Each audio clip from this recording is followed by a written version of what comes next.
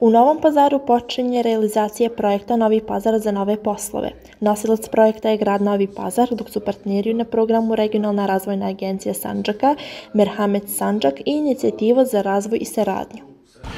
Ovo je projekat Novi Pazar za nove poslove. U suštini radi se o trećoj fazi projekta koji sprovodi GIZ, a u stvari finansira odnosno Evropska unija. GIZ je implementator, korisnici projekta su naravno opština Novi Pazar sa partnerima, Sandžačka razvojna agencija SEDA, IDC iz Beograda i muslimansko humanitarno društvo Merhamet Sandžak.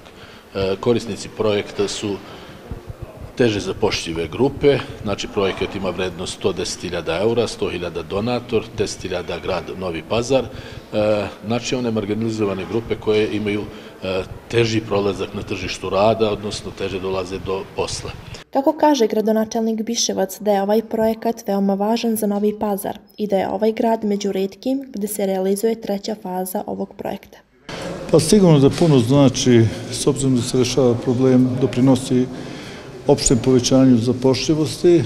Znamo da će kroz ovaj projekat 15 lica dobiti grant od 3.000 eura da bi pokrenuli svoj sopstveni posao i da će 15 poslodavaca dobiti novac da bi isto do 15 lica koji će naći posao kod njih.